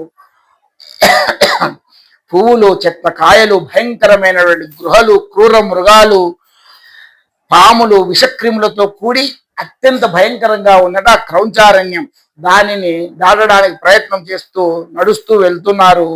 ఆ క్రౌంచారణ్యంలోనే మతంగ మహర్షి ఆశ్రమము మధ్యలో ఉందట. మతంగ మహర్షి ఆశ్రమం ఉంది ఆ క్రౌంచారణ్యంలోనే. ఆ మతంగ మహర్షి కూడా చాలా గొప్పవాడట. ఆయన మహాతపస్వి. ఆయన శిష్యులు కూడా మహాతపస్సంపన్నులట. కాబట్టి వారందరూ కూడా ఆ తపశ్శక్తి చేత ఆ ప్రాంతంలో ఆ శిష్యులందరూ ఆ గురువుకు సేవ చేయడం కోసమని అడవికి వెళ్ళి కట్టెలు అవిని కొట్టి వచ్చే సమయంలో వాళ్ళకు స్వేదం వస్తే, చెమటలు పడితే వాళ్ళ శరీరాలు ఆ చెమట బిందువులు నేల మీద రాలితే వాళ్ళ తపశ్శక్తి చేత, వాళ్ళు సాధించిన తపశ్శక్తి చేత ఆ భూమి మీద పడిన వాళ్ళ యొక్క శ్వేత బిందువులన్నీ కూడా పుష్పాలుగా మారిపోయేవి.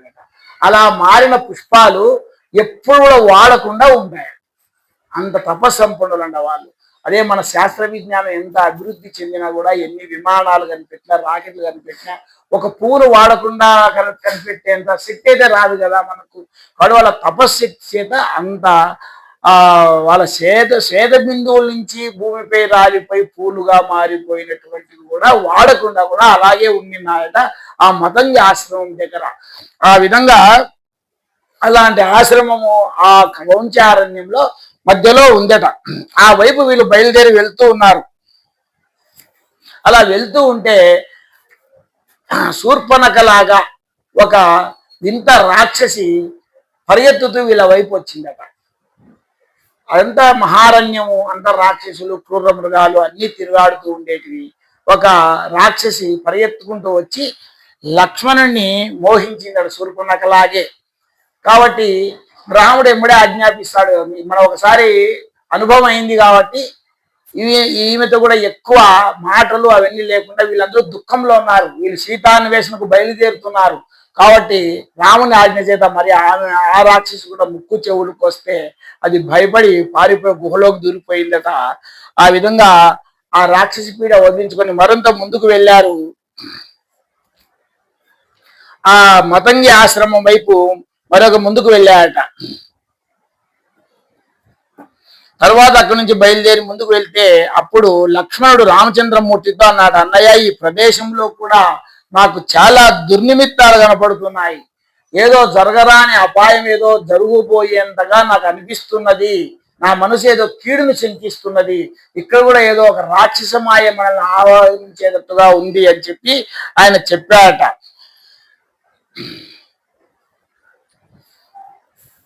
అలా అంటూనే ఏదో వెనక భయంకరమైన ఒక శబ్దం వినపడింది. వినపడుతూనే రామలక్ష్మణులు వెంటనే వెనక్కు చూశారు. వెనక్కు చూసేటప్పటికి ఒక వింత ఆకారం కనపడింది. అక్కడ మొట్టమొదట వాళ్ళు అరణ్యవాసం ప్రవేశించినప్పుడే, గౌతముని ఆశ్రమం దాటి ప్రవేశించినప్పుడే వారికి విరాధుడు అనే రాక్షసుడు ఎదురవుతాడు. మొట్టమొదటి రాక్ష సంహారం ఇద్దరు కలిసి ఆ విరాధుని సంహరించి ఆయన శాప విమోచనం చేస్తారు. పెద్ద గుంత తవ్వి అందులో బూట్ చేసి మట్టి కప్పేస్తారు. అతని శాప విమోచనం అవుతుంది విరాధుడు అని. అలాగే ఇక్కడ ఇంకొక రాక్షసు వింత ఆకారం, తల లేదట, కాళ్ళు లేవట, మొండెం మాత్రమే ఉంది. ఆ మొండానికే ఒక కన్ను ఉంది, కన్ను కింద ఒక నోరు ఉంది, పొడవైన చేతులు ఉన్నాయట. ఆ విధంగా ఒక రాక్షస ఆకారం, వింత ఆకారం గోచరించింది వారికి. అది చూసేంత లోపలనే ఆ వికృతమైనటువంటి ఆకారంతో ఉన్నటువంటి రాక్షసుడు పొడవాటి చేతులతో ఆ చేతులతో వీళ్ళిద్దరిని బంధించేశాడు. కుడి చేత్తో ఒకరిని, ఎడమ చేత్తో ఒకరిని బంధించేశాడట. ఆ రాక్షసునికి అదొక గుణం. తన చేతుల్లో ఏది చిక్కినా కూడా అది ఇంక పొరపాటున కూడా బ్రతకలేదు. అతని నోటికి అందాల్సిందే, అతనికి ఆహారం కావాల్సిందే. అతని పేరు కబంధుడు. అందుకే కబంధ హస్తాలు అంటుంటారు. ఎవరికైనా చిత్తంగా కబంధ హస్తాల్లో ఇరుక్కుపోయినారు అని చెప్తారు. ఇంకా బయట పడలేరు అని అర్థం. కాబట్టి ఏమైనా మన కష్టాలు వస్తే కూడా కబంధ హస్తాల్లో ఇరుక్కుపోయినారు అంటారు. ఆ విధంగా రామలక్ష్మణ ఇద్దరు కూడా ఆ కబంధుని హస్తాలకు చిక్కినారు. ఇంకా ఆ చేతులను బలంగా లాక్కుంటుంది నోట్లో వేసి మింగడానికి వీళ్ళను. అప్పుడు లక్ష్మణుడు గుర్తించి చెప్పాడు అన్నతో, అన్న మన ప్రమాదంలో నేను ఊహించిన ప్రమాదం ఇదేనేమో. మనం ఏ మాత్రం ఆలస్యం చేసినా కూడా ఈ రాక్షసునికి ఆహారం అయిపోతాము అని చెప్పేటప్పటికి ఇద్దరు వారి వద్ద ఉన్న ఖడ్గాలు తీసి రాముడు కుడి చేతిని, లక్ష్మణుడు ఎడమ చేతిని నరికి వేయడం జరిగేసింది. ఆ విధంగా రెండు చేతులు తెగి పడిపోయి రక్తము కాలువల్లాగా ప్రవహిస్తుందట ఆ రాక్షసునికి.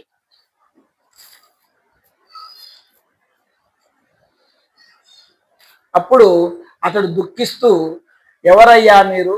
ఇంత పరాక్రమవంతులు, ఇంతవరకు నాకు చిక్కినది ప్రతిదీ నాకు ఆహారమైపోయింది, కానీ నా మీద దాడి చేయడానికి ఎవరు సాహసించలేదు.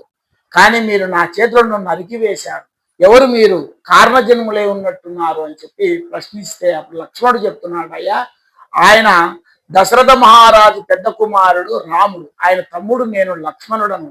మేము అరణ్యవాసం కోసం ఈ అడవిలో సంచరిస్తూ వస్తున్నాము అని చెప్పి ఆయన భార్య మా వదిన గారు ఒక రాక్షసు అపహరించి వెళ్ళాడు, వెతుకుతూ మేము ఈ మార్గంలో వచ్చాము, నువ్వు కనిపించావు, ఇది జరిగింది అని చెప్పాడట. అప్పుడు వాడన్నాడు, నేను నీకు నా కథ చెప్తాను, కానీ మీరు నాకు ఉపకారం చేసి పెట్టాలి. ఏమిటా ఉపకారం అని రామలక్ష్మణుడు అడిగాను. అంత కబంధుడు, మీరు నాకు అగ్ని సంస్కారం చేయాలి. అగ్ని సంస్కారం చేస్తే, ఇప్పుడు నా చేతులు నరికేశారు, నన్ను కూడా ఒక చితిలో పెట్టి కాల్చేస్తే నాకు పూర్వ జన్మ రూపం నాకు వస్తుంది. అప్పుడు మీకు సీతమ్మ జాడ గురించి నేను చెప్పగలను. అంతవరకు నాకు స్పృహ రాదు, నేను ఈ ఆకారంలో మీకు చెప్పలేను. కాబట్టి నేను మీకు సీతమ్మ గురించి చెప్పాలి అంటే మీరు నాకు అగ్ని సంస్కారం చేయాలి అని చెప్తే వెంటనే రాముడు ఆజ్ఞాపిస్తే ఆ ఏర్పాట్లన్నీ లక్ష్మణుడు చేస్తాడు.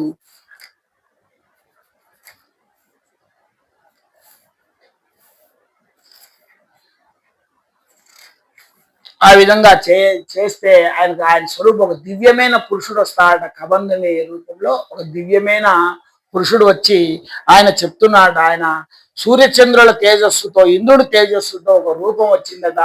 ఆయన చెప్తున్నాడు తన గురించి, అయ్యా నేను ధనుపుత్రులను, ధనువు అనే మహాపురుషుని యొక్క పుత్రుని, నేను అపురూప సౌందర్యవంతుణ్ణి, నాకు ఒక గర్వం ఉండేది, అహంకారం ఉండేది. కానీ నేను ఆ రూపంతో ఉండకుండా నేను కొద్ది తపస్సు చేయడం వల్ల నాకు కామరూపాలు, అంటే నేను ఏ రూపం ధరించాలనో ఆ రూపము పొందే శక్తిని పొంది ఉన్నాను. నేను అడవిలో సంచరిస్తూ, కొంతమంది ఉంటుంటారు మనకు కూడా, ఎవరైనా బయట నుంచి వచ్చినప్పుడు తలుపు చాటున దాక్కుండి భయపడిస్తారు వాళ్ళ లోపలికి వస్తూనే, అలాంటి గుణం ఉంటుంది కొంతమందికి. నేను కూడా వికృతి రూపం ధరించి అందరిని భయపెట్టాలని తిరుగుతూ ఉండేవాడిని, అలా అనుకుంటూ ఉండేవాడిని.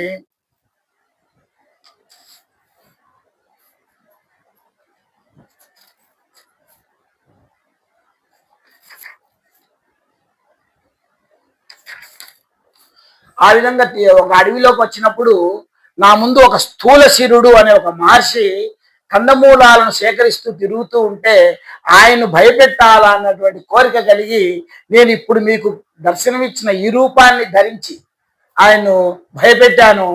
ఆయన వెంటనే చూసి, ఆయన నన్నే, మహర్షినే నువ్వు భయపెట్టాలని చూస్తావు కదా, ఒక వికృత రూపం దాల్చి భయపెట్టావు కదా, నీకు ఆ రూపమే స్థిరం అవుతుంది అని చెప్పి నన్ను శపించడం జరిగింది. అప్పుడు నేను ఆయన ప్రాధేయపడితే, భవిష్యత్తులో ఈ అరణ్యానికి రామలక్ష్మణులు అనే కారణజన్ములు వస్తారు, వారి చేత నీ హస్తములు తెగిపడిన నాడు నీకు వారి చేత దహన సంస్కారం జరిగితే తప్పగా నీ రూపం నీకు వస్తుంది అని శాప విమోచనం కూడా చెప్పారు అని ఆయన తెలియజేస్తాడు. తెలియజేస్తే అంతవరకు ఊరకుండా కూడా మళ్ళీ చెప్తాడట, నేను నా అహంకారంతో ఉంటూ కూడా ఆయన తపశ్శక్తి చోత ఇంద్రుని మీదకే దాడికి వెళ్తాడట. ఎవరు? ఈ ధనుపుత్రుడు తన తపశ్శక్తి చేత అహంకారంతో ఇలా కామరూపాలు పొందుతూ కూడా ఇంద్రుడి మీద దాడి చేయడానికి వెళ్తాడు. వెళ్ళినప్పుడు ఇంద్రుడు మహాపరాక్రమవంతుడై తన యొక్క ఒక చక్రము సంధించి ఈయన మీద వదిలినప్పుడు ఆ చక్రం వచ్చి కాలు నరికివేసి తల మీద ఒక్క దెబ్బ కొట్టేటప్పటికీ ఆ తెల మొండంలోకి వెళ్ళిపోయి ఇప్పుడున్న రూపం, రెండు కన్నులు ఒక కన్నయ్యి, కడుపులోనే నోరు వచ్చి ఆ విధంగా వికృత రూపం వస్తే ఆ ఇంద్రుడిని ప్రార్థిస్తే ఆ ఇంద్రుడు కూడా నీకు ఆ ఋషి చెప్పినట్లుగా రామలక్ష్మణుడు ఈ అడవికి వస్తారు, అప్పుడు నీకు శాప విమోచన జరుగుతుందని తెలియజేశారు. కాబట్టి ఈరోజు మీ రాక నాకు శుభదాయకమైంది. మీ చేతిలో నాకు ఆ రూపం సంపూర్ణంగా తొలగిపోయి కబంధుడను పోయి నేను మళ్ళా ధనుపుత్రుడిగా ఈరోజు అవతరించాను అని చెప్పి వారికి చెప్తున్నాడట. ఇప్పుడు చెప్పాలి కదా, సీతమ్మ జాడ చెప్పాలి. ఆ కబంధుడిగా ఉన్నప్పుడు చెప్పలేకపోయాడు, ఇప్పుడు చెప్పాలి, చెప్తున్నాడట.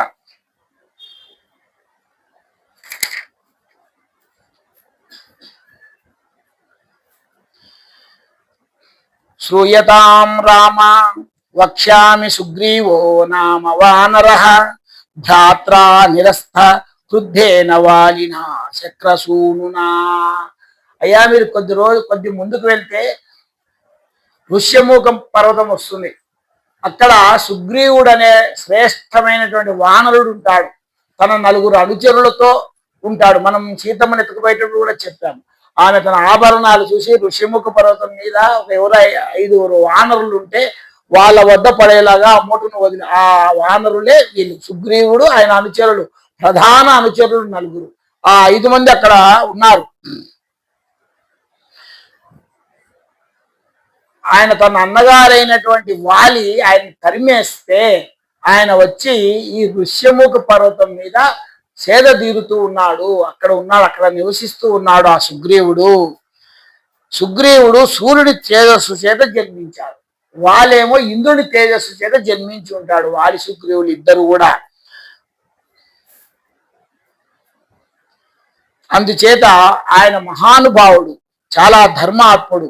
నీవు వెళ్ళి ఆయనతో స్నేహం చెయ్యి, ఆ స్నేహమే నీకు సీతమ్మ జాడ తెలిపేలా చేస్తుంది.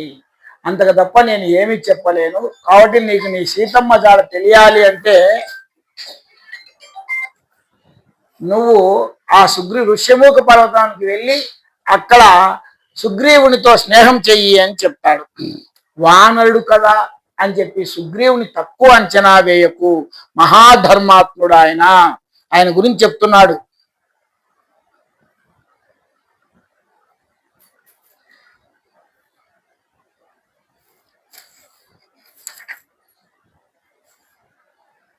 సుగ్రీవుడు గుహ బయటికి వచ్చి ఋష్యముఖ పర్వత శిఖరాల మీద తిరుగుతూ ఉంటాడు. ఒక పెద్ద బండరాయి మీద కూర్చుంటూ ఉంటాడు. ఆయన మహాధర్మాత్ముడు. ఆ సుగ్రీవునికి సూర్యోదయం అయినప్పటి నుంచి సూర్యకిరణాలు భూమండలం మీద ఎంత దూరం పడతాయో, ఎక్కడెక్కడ పడతాయో, ఈ భూమండలంలో ఎక్కడ ఏ కొండ ఉందో, ఏ కొండలో ఏ గుహ ఉందో అన్నీ కూడా ఆయన పసిగట్టగలడు. అన్నిటి గురించి ఆయనకు తెలుసు. కాబట్టి ఈ ప్రాంతం అంతా బాగా తెలిసిన వ్యక్తి ఎవరన్నా ఉన్నారంటే ఆయనే సుగ్రీవుడు. కాబట్టి నువ్వు సుగ్రీవునితో స్నేహం చేస్తే సీతమ్మ జాడ ఎక్కడ ఉందో నీకు ఖచ్చితంగా కనిపెట్టి చెప్పగలడు. ఎక్కడ ఏ రాక్షసుడు ఉంటాడో అవన్నీ కూడా ఆయన చెప్పి నీకు, ఆయనకు నువ్వు ఏ ఉపకారం చేసినా చేయకపోయినా ఆయన మాత్రం నీకు ప్రత్యుపకారం మాత్రం ఖచ్చితంగా చేసి సీతమ్మ జాడను నీకు తెలియజేస్తాడు అని చెప్పి రాముని వద్ద సెలవు తీసుకొని ఆ ధనుపుత్రుడు వెళ్ళిపోయాడట. కాబట్టి మనకు కష్టాల్లో ఉన్నప్పుడు ఒక మంచి స్నేహితుడు దొరికినా ఆ కష్టాల నుంచి మనం బయట గట్టెక్కించగలం అనేది మనకి ఈ విషయంలో తెలుస్తుంది. కాబట్టి వీళ్ళు ఇంకా ఆ సుగ్రీవుని కోసము ముందుకు బయలుదేరుతున్నారు.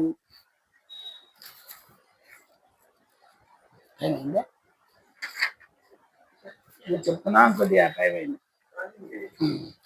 ఆ విధంగా అలా కొద్దిగా ముందుకు వెళ్ళారు. ఇంకా మాతంగ మహర్షి ఆశ్రమం చేరుకున్నారు. మాతంగి మహర్షి ఆశ్రమము ఇప్పుడు ఎవరూ లేరు.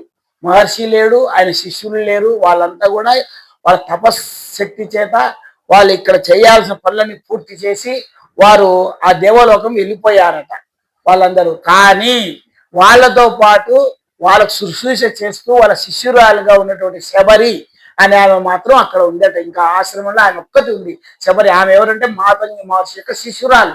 ఆమె ఎప్పటి నుంచో ఆమె వాళ్ళకి శుశ్రూష చేస్తూ సేవలు చేస్తూ ఆమె మనకేదో ఆమె ఒక ఆటవిక కన్యగా చెప్తారంటే కాదు. మహాజ్ఞాని శబరి, మహాజ్ఞాని. ఆమె తపస్ సంపన్నురాలు. ఆ మాతంగి ఆశ్రమంలోనే ఇంకా తపస్సు చేసుకుంటూ ఆమె వాళ్ళు చెప్పి వెళ్ళారట. కొంతకాలానికి వాళ్ళ తపస్సులకు అన్ని జరగబోయేది, భూత భవిష్యత్ వర్తమానం అన్ని తెలుస్తాయి. కాబట్టి భవిష్యత్తులో ఇక్కడ రామ లక్ష్మణులు వస్తారు. శ్రీ మహావిష్ణువు అవతారమైన శ్రీరాముడు మన ఆశ్రమానికి వస్తాడు. ఆయనకు నువ్వు సకల సపర్యలు చేయి, అర్ఘ్యపాద్యాదులు ఇచ్చి వాటిని సేవించు. అప్పుడే నీకు కూడా ఆమెకు కూడా ఆమె కోరింది. ఆమె ఏదైతే కోరిందో ఆ లోకానికి నువ్వు కూడా వస్తావు అని చెప్పి ఆమెకు చెప్పి వెళ్ళి ఉంటారు. కాబట్టి ఆమె రామలక్ష్మణుల రాకూడదు ఎదురు చూస్తూ ఉందట. ఆ విధంగా రామలక్ష్మణుల శబరి ఆశ్రమం వద్దకు చేరుకున్నారు. శబరి చూసి గబగబా బయటకు వచ్చిందట. వచ్చి రామలక్ష్మణ పాదములను గట్టిగా పట్టుకొని అర్ఘ్యము పాద్యము మొదలైనవి అతిథికి ఇవ్వవలసినటువంటి సమస్త సంభారాలను చేకూర్చింది. అవన్నీ కూడా చేసి ఆమెకు నమస్కరించి తర్వాత వీరు కూడా ఎంతో భక్తితో ఆమెకు నమస్కరించారు. రాముడు శబరిని చెప్తున్నాడట. తామువాచతో రామ శ్రమణీం సంసిత వ్రతాం కచ్చిత్తే నిర్జిత విఘ్నా కచ్చితే వర్ధతే తపః. నీ తపస్సు ఫలించిందా? నువ్వు ఏదైతే సాధించాలని తపస్సు చేసుకుంటూ ఈ మతంగి ఆశ్రమంలో ఉన్నావో, క్రోధ మన అరిషడ్ వర్గాలు ఉంటాయి కదా, అవన్నీ జయించడానికి అయితే తపస్సు చేసావా, అవన్నీ కూడా జయించినావా? క్రోధాన్ని జయించినావా? శబరి, నువ్వు అనుకున్నది సాధించుకున్నావా? తపస్సు చేత ఏదైతే సాధించుకున్నావో అంటే ఆమె ఏం సాధించాలనింది? ఏ లోకానికి చేరాలి, ఏ లోకానికి చేరాలనుకుందో, ఏ విష్ణువులో కలిసిపోవాలనుకుందో అది ఎప్పుడు జరుగుతుందని చెప్పారు? శ్రీరాముని దర్శనం అయితే నీకు అది జరుగుతున్నాను. కాబట్టి ఇప్పుడు నేను వచ్చాను కదా అంటే నీవు అనుకునేదాన్ని నెరవేరిందా అన్న అర్థంతో ఆమెను పలకరించాట శ్రీరాముడు. నీ గురువుల అనుగ్రహాన్ని నిలబెట్టుకున్నావా అంటే వాళ్ళు ఏం చెప్పారు? ఆ రాముని నిన్ను సేవించు అన్నారు. అప్పుడు నీకు ఊర్ధ్వలోకం ప్రాప్తిస్తుంది అన్నారు. కాబట్టి ఆ రాముని నేనే వచ్చాను అని అనుగ్రహించినట్టుగా ఆయన చెప్పాడు. రామ, ఏనాడు నీ దర్శనం చేశానో, ఏనాడు నిన్ను చూశానో ఆనాడే నా తపస్సు సిద్ధించింది. నేను కూడా మతంగ మహర్షి శిష్యులతో పాటు తపస్సు చేశాను, మా గురువులకు శుశ్రూష చేశాను. కాబట్టి వారి చెప్పిన మాటల ప్రకారం ఈరోజు నీకు దర్శనం అయ్యింది, నీకు సేవ చేశాను, కాబట్టి నేను నా లోకానికి వెళ్తాను అని చెప్పి ఆమె వారికి సమస్త ఫలాలు అన్ని కూడా తెచ్చి వాళ్ళు ఆ రోజు తినడానికి కావలసిన ఆ ఫలాలన్నీ కూడా సిద్ధం చేసిందట. కానీ మనకు సినిమాలలో ఎక్కడ చూపించడానికి పండు తినింది, ఎంగిలి పండు స్వామికి ఇచ్చింది, ఇదంతా కూడా వాల్మీకి రామాయణంలో అయితే లేదు. కాబట్టి ఆమె ఎందుకంటే అంత మహాజ్ఞాని ఆమె, సాక్షాత్తు శ్రీ మహావిష్ణువు అవతారైన రాముడు వస్తే పండ్లు కొరికి ఇవ్వగలుగుతుందా? కాబట్టి అది లేదు. ఎందుకంటే అందులో ఆ క్రౌంచ ప్రాంతంలో ఉన్న ఆ మతంగి ఆశ్రమ ప్రాంతంలో ఉన్న పట్టి ఫలవృక్షము కూడా అద్భుతమైన ఫలాలను ఇస్తుందట. దాంట్లో రుచి చూడాల్సిన అవసరం లేదు, అద్భుతమైన రుచిని కలిగి ఉంటాయట. ఆ ప్రాంతం అంతా పూలే వాడవు అని చెప్తున్నాను. కాబట్టి అక్కడ ఉండే పండ్లు కానీ ఏవైనా కానీ పక్షులు కానీ, అక్కడ పక్షులకు మరణమే లేదట. సరస్సులలో చేపలు పక్షులు అన్ని కూడా స్వేచ్ఛగా తమను ఎవ్వరూ చంపలేరు అన్న ధైర్యంతో తిరుగుతూ ఉంటాయట. ఆశ్రమ ప్రాంతం అంతా కూడా అంత కూడా పంపా సరస్సు ఉంటుందట. అక్కడ ఆ పంపా సరస్సులో కూడా తిరిగే ప్రతి ప్రాణి ఎంతో స్వేచ్ఛగా యథేచ్ఛగా తిరుగుతుందట, ఎలాంటి భయం అనేది అపాయం అనేది లేకుండా. కాబట్టి అలాంటి ప్రాంతంలో ఆమె ఆ ఫలాలను ఇచ్చేటప్పటికి వాళ్ళని ఎంతో తృప్తిగా వీళ్ళు ఆరగిస్తారట. తరువాత వారి ముందరే ఆ శబరి ఒక అగ్నిని సృష్టించుకొని తన శరీరాన్ని త్యాగం చేస్తుందట, ఆమె ఉన్నత లోకాలకు వెళ్ళిపోతుందట.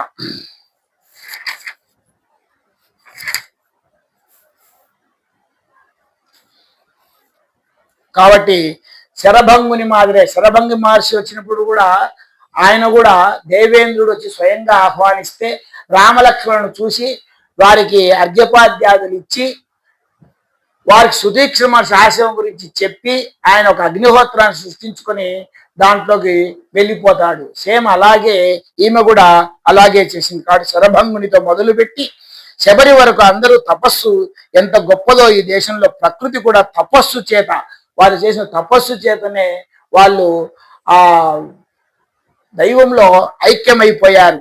కాబట్టి ఆ ప్రభావాన్ని చూపించలేక తపస్సు చేత వాళ్ళు ఎలా వాళ్ళు అనుకున్నది సాధించారో మనకు వాల్మీకి మహర్షి రామాయణం ద్వారా మనకు చెప్తున్నారట. తపస్సు అంటే ఒకసారి తిరువన్నామలలో కూడా నీటి కష్టం వచ్చేసిందండి. అందరికి నీరు దొరకడం లేక తిరువన్నామల ప్రజలందరూ కూడా వలసపోతున్నారట. అప్పుడు రమణ మహర్షి ఆశ్రమం ఉన్న వాళ్ళు కూడా రమణ మహర్షితో, స్వామి ఇక్కడంతా కూడా నీటి కటకట ఏర్పడింది, నీరు దొరకడం లేదు, మనం కూడా నీరున్న ప్రాంతం ఎక్కడికైనా వెళ్దాము అంటే రమణ మహర్షి ఎందుకు, మనం వెళ్ళాల్సిన అవసరం లేదు అని. మరి మనకు నీళ్ళు ఎట్లా అంటేనే ఆయన ఒకటి తీసుకుంటే గుంతలాగా అట్లా అన్నా అంతే ఎమ్మడి అక్కడ చెలిమలాగా నీరు ఏర్పడిందట. దాన్ని ఇప్పుడు కూడా రమణ బావి అని పిలుస్తారట. దాన్ని అక్కడ ఆశ్రమంలోనే ఉందట, రమణ బావి అని పిలుస్తారట. కాబట్టి ఆ విధంగా తపస్సు చేత ఏదైనా సాధిస్తాం. లేని నీటిని అక్కడ సృష్టించుకున్నారు. కాబట్టి ఋషుల తపోనిష్టకు సంప్రదాయానికి రాముడు పొంగిపోయాడ. పిదప లక్ష్మణునితో కలిసి పంపా సరోవర తీరానికి చేరుకొని దూరం నుంచి కనిపిస్తున్న ఋష్యముఖ పర్వతాన్ని చూసి లక్ష్మణునితో, లక్ష్మణ సీతను కోల్పోవడం వల్ల, ఆమెను దూరం చేసుకోవడం వల్ల నా మనసులో బాధ ఉందయ్యా. ఈ పంపలో స్నానం చేస్తే నా మనసు ఉపశాంతి పొందింది. అక్కడ స్నానం చేశారు. ఆమె శబరి వెళ్ళిపోయిన తర్వాత అక్కడ స్నానం చేసి వచ్చి చెప్తున్నాడు, ఋష్యముఖ పర్వతం మీద సుగ్రీవునితో తొందరగా మనం స్నేహం చేసి ఆయన సహాయంతో సీతాన్వేషణ ప్రారంభం చేద్దాము అని చెప్పి తీర్మానించుకున్నారు. ఇక్కడికి అరణ్యకాండ సమాప్తం. రేపటి నుంచి కిష్కాంధకాండ మొదలవుతుంది. ఓం స్వస్తి. స్వస్తి ప్రజాభ్య పరిపాలయంతాం న్యాయేన మార్గేణ మహిమహీషాః గోబ్రాహ్మణేభ్య శుభమస్తు నిత్యం. లోకా సమస్తా సుఖినో భవంతు. కాలే వర్షదు పర్జన్య పృథివీ సస్యశాలిని. దేశోయం క్షోభరహిత బ్రాహ్మణా సంతు నిర్భయాః. అపుత్రా పుత్రిణః సంతు పుత్రిణః సంతు పౌత్రిణః. అదనా సధనా సంతు జీవంతు శరధాం శతం. త్వమేవ మాతా చ పితా త్వమేవ బంధుశ్చ సఖా త్వమేవ త్వమేవ విద్యా ద్రవిణం త్వమేవ సర్వం మమ దేవ కాయేన వాచా మనసేంద్రియైర్వా బుద్ధ్యాత్మనా వా ప్రకృతే స్వభావాత్ కరోమి యద్యత్ సకలం పరస్మై నారాయణాయేతి సమర్పయామి శ్రీమన్నారాయణాయేతి సమర్పయామి యదక్షరపదభ్రష్టం మాత్రాహీనం తు యద్భవేత్ తత్సర్వం క్షమ్యతాం దేవా నారాయణ నమోస్తుతే విసర్గ బిందు మాత్రాని పదపాదాక్షరాణి చ న్యూనాని చాతిరిక్తాని క్షమస్వ పురుషోత్తమ అన్యథా శరణం నాస్తి త్వమేవ శరణం మమ తస్మాత్ కారుణ్య భావేన రక్ష రక్ష రామచంద్ర. ఓం స్వస్తి. శ్రీరామ రామ రామేతి రమే రామే మనోరమే సహస్రనామ తత్తుల్యం రామనామ వరాననే. ఓం స్వస్తి.